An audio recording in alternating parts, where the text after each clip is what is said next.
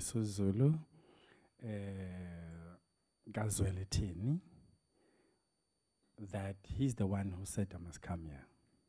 So, in as much as I'm making the inputs, if you see anything wrong that I've said, refer to him and say, the guy you sent, he said very wrong things.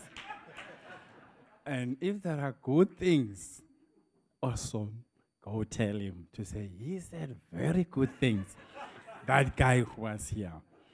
So I'm very grateful, acknowledging Your Majesty. Let me tell the people that your daughter, Unoxolo Dalinjebo, is married to my elder brother. Yes.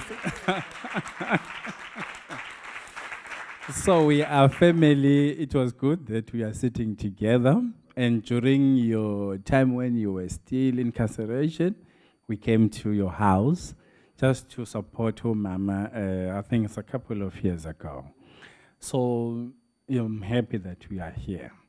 And may I also acknowledge other realities that are here, distinguished guests, corporations, all protocol observed. I wouldn't have endorsed anything that is being done here until this last presentation. Because I told the Queen that I'm distracted because I don't have the hindsight and then the insight and the foresight of what happened before we come here. And therefore, we're trying to find our balance. But the few presentations that I listened to, and the alignment of 1913 on the 19th of June, I pick up that it is relevant, this exact date. When you calculate it, it's 109 years. 9 being a number of giving birth. So we are giving birth today of something.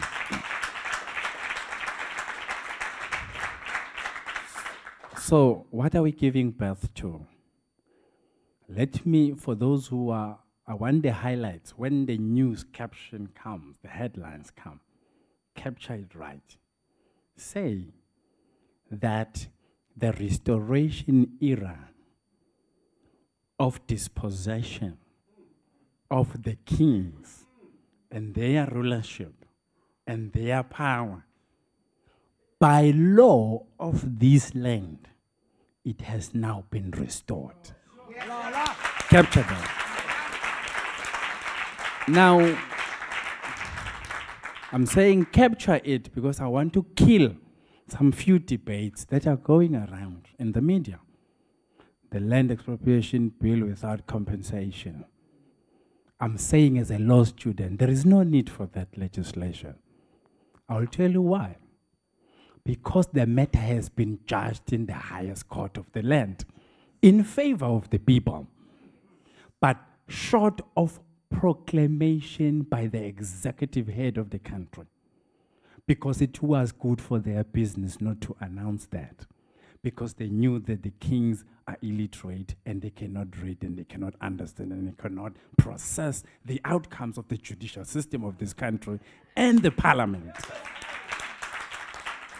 But they took us to school, so we are schooled.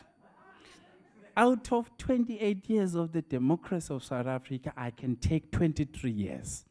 And I was quiet. I didn't say anything. And I'm sure a lot of you don't know my forehead. You never saw me. But you are seeing me today. So it's for the first, I only came because the authority of our land said I must come here. Otherwise, I wouldn't have said these things. So I'm saying them with the authority, his authority, delegated to me.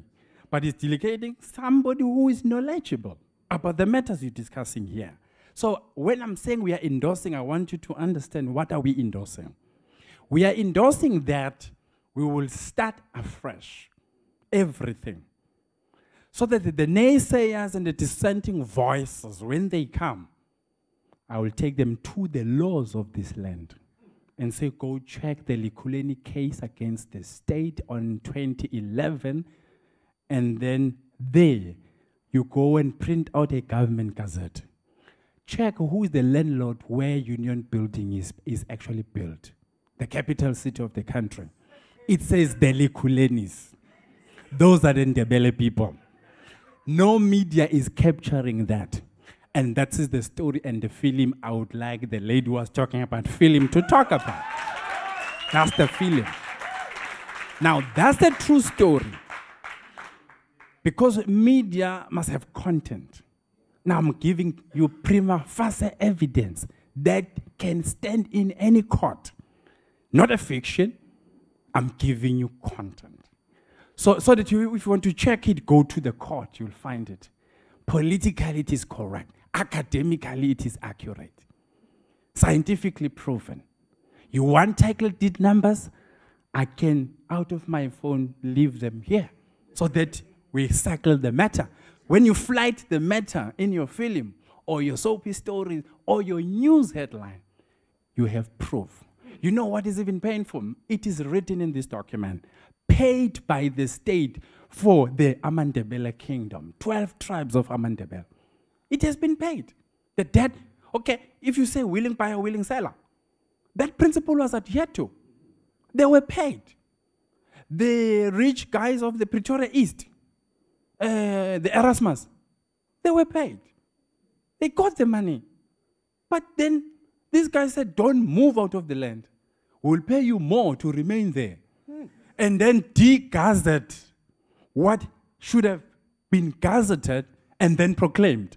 Internally, they de-gazetted so that it sustains the person who's occupying the land under pretense that the land has not yet been reversed to its rightful owners. So money was paid, the guy is not moving out, and is given a bonus to remain.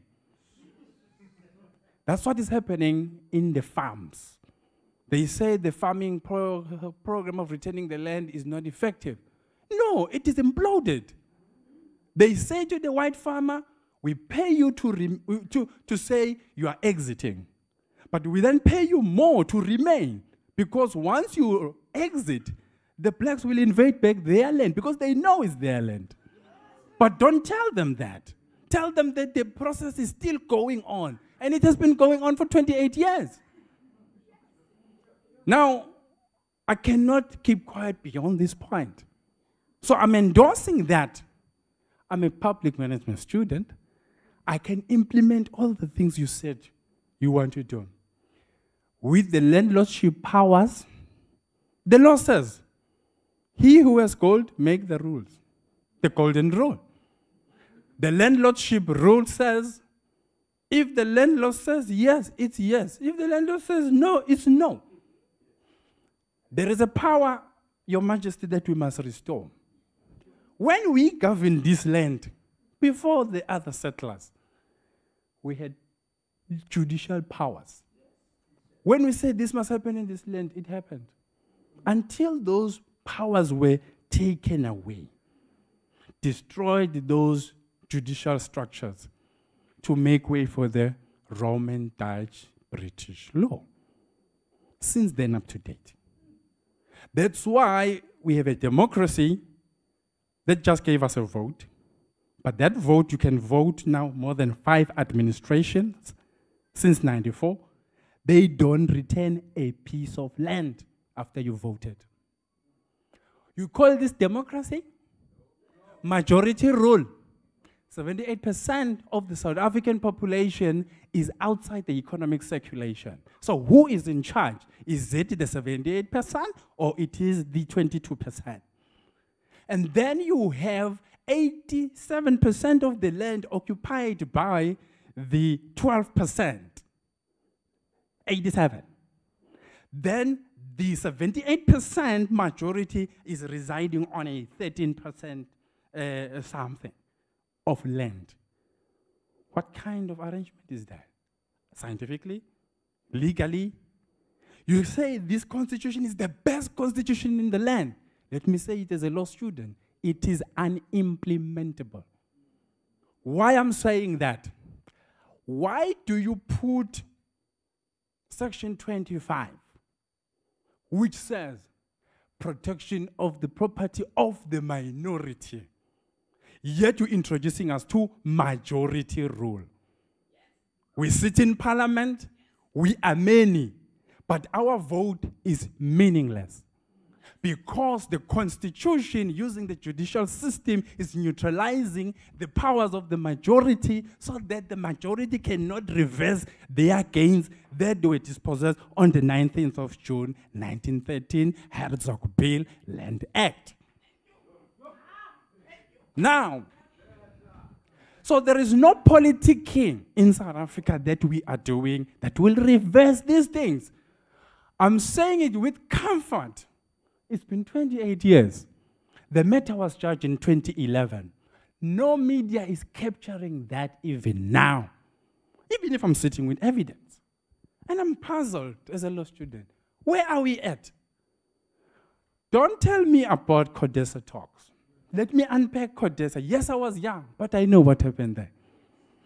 Go and ask them, where is the declaration of our independence after the CODESA talk? Where are the minutes of those talks? Who presided in the CODESA talk? Because the landlord is here. His Majesty of the Abatembu, he was not part of the discussion. In fact, all kings in South Africa were not invited in CODESA. I'm saying about Mandela, the one we elevate so much. Him coming from their tribe, didn't invite them, acted as if he does not remember that they were kings here.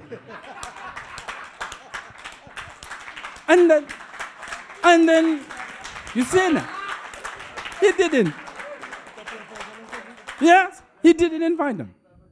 But guess what? When he left office after 99, handing over to Ubaba uThabo Mbeki, he went and reclaimed back Imvezo, his land. He did that when he was even out of office. And he instructed Mandla Mandela to say, go and reclaim our land after 87 years, since they left Umvezo. He managed to do that for his own. He couldn't do that with all political powers he had for all of us. Now, so we can reverse the CODESA talk and say they were null and void. Why? The landlords were not present. So it was guys who combined themselves and they talk about the Congress of a Democratic South Africa. So we are yet going to have a CODESA. But leave that because they are politicizing that. Come here. I want all the lawyers. I want the Chief Justice of this country. He's saying is applying the Constitution. Is it constitutional to have a matter having served all courts and not being proclaimed? Even if it is gazetted. By the way, government gazette means it's a publication of government decision. So a decision was made, but it was suspended for strategic reasons. Do you know that judgment, it even spells out that the money that was accumulated from 1913 up to date must be recounted, returned back to Amakos. Then everyone who claims to have a title deed, go and renew your title deed to the landlord based on the outcomes of that government gazette. Now, if you guys here agree with my madness behind my method, then I endorse this thing you are talking here. And I'm ready to say that we will start implementing KwaZulu and Nasa Eastern Cape. Wherein myself, I will be leading from the front in the implementation of every detail because we'll cross all the T's and tick all the boxes to ensure that justice is done. So you can't hoodwink me out of what I'm saying and say anything better. If you don't like the outcomes of the judgment, which is a judicial system of this country, let's agree to disagree then. To say an unjust law is no law at all, because it is only good when it serves the colonial master. When it is now favoring the slave, we must then reset everything or undo everything. Unfortunately, when you undo, which means you return back everything from where it was, and unfortunately, before 1913, things were with the kings. let's return that. If you say, no, it's illegal, I have just presented you a legal case to that. Now, I'm waiting to see who else has a dissenting voice to what I'm saying. But watch out, if you have resistance to that, you are just telling us this judicial system must be undone and removed and do what we call restorative justice. And what is restorative justice? It is where you return the legal instrument of old, of the natives of the land. May I unpack a little bit of that? The law that must rule in South Africa, it is the native land's rule. Not by virtue of it saying Roman, Dutch, British. No. In law, we have what we call a law of jurisdiction. Now, what jurisdiction are we on? That is South Africa.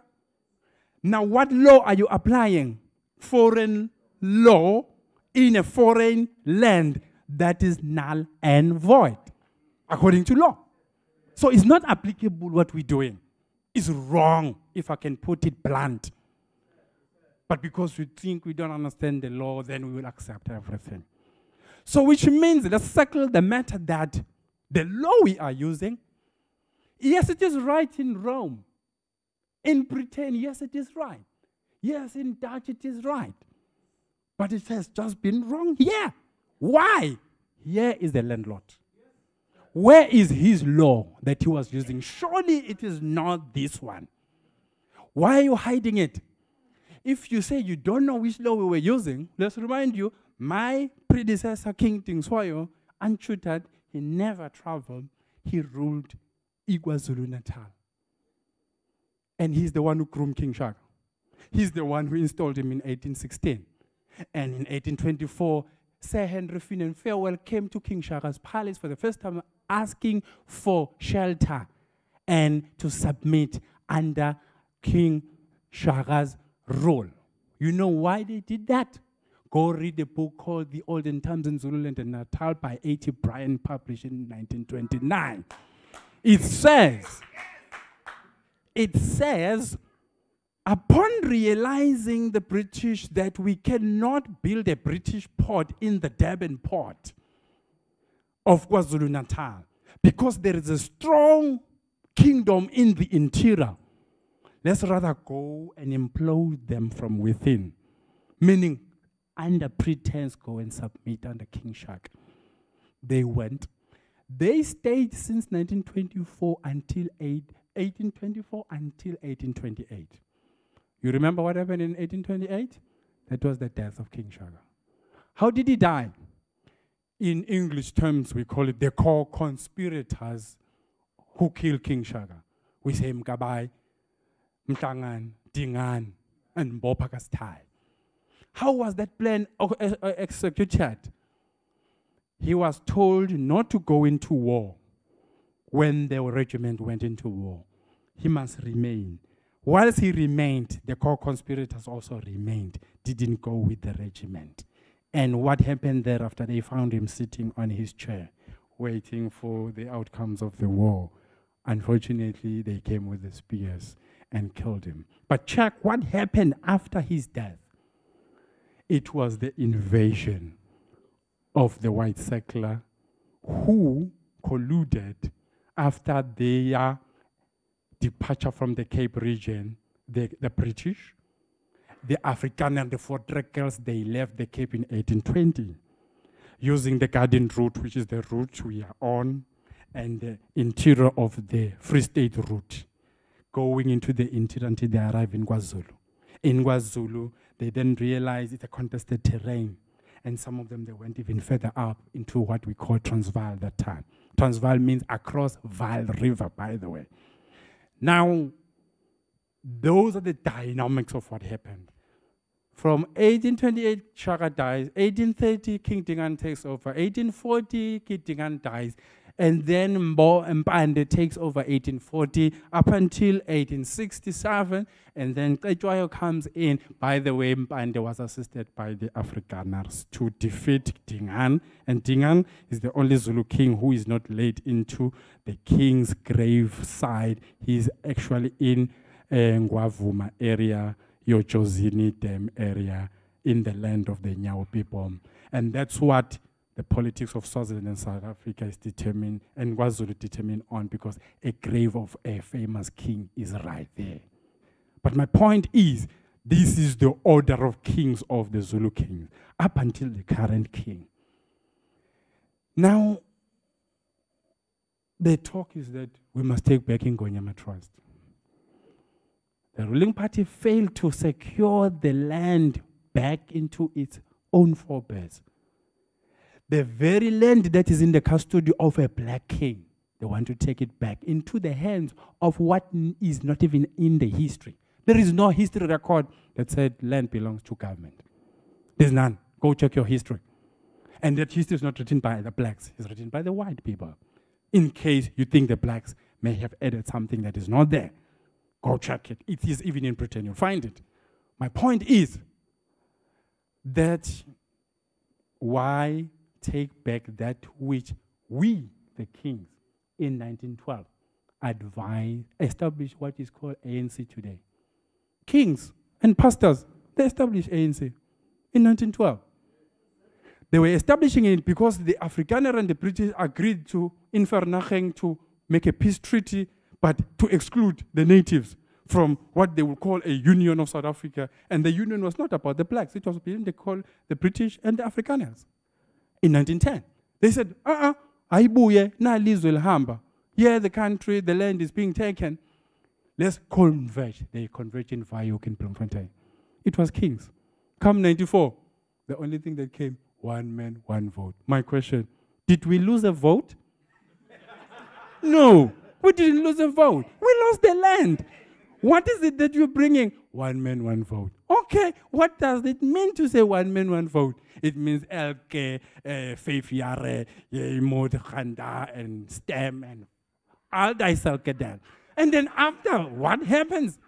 Nothing, just cosmetic relationship. No, man, no, you're playing fool. I'm endorsing then. I'm giving you this background so that you understand what I'm endorsing. If we agree, I'm happy if somebody's capturing, because they will say, no, he endorsed us, provided. So I'm endorsing the entire program if we give power back to the kings. Kings are now beggars. Kings are now being paid a salary. But you know the rule of who is the landlord. The one who's landlord is the one that should be collecting all the rates. But not even the municipalities are having that money. Individuals are having it.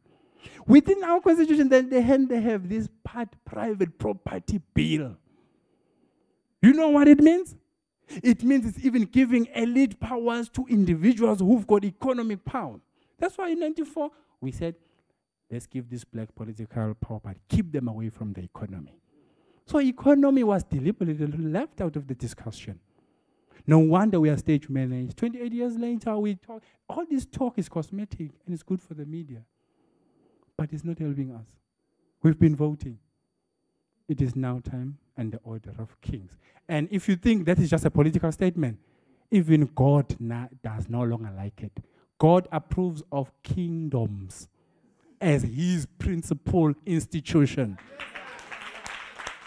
So, this order is even affirmed and endorsed by God himself. A great revival is coming in the continent. And it is going to come through Africa. And in Africa, through South Africa. And in South Africa, through KwaZulu-Natal, if I can take that challenge. Why? Because we are the only remnant that still controls 2.8 million hectares of land under the kingdom. All the other kings are kings by title and a certificate, but the land, it is held by the state, which according to the law, if you are a minor, your rights are held by a legal representative, which means these kings are minors, according to the South African context. That's why they don't deserve to hold their land. It's very wrong. We must end it. Therefore, I'm endorsing that this program must happen. Thank you.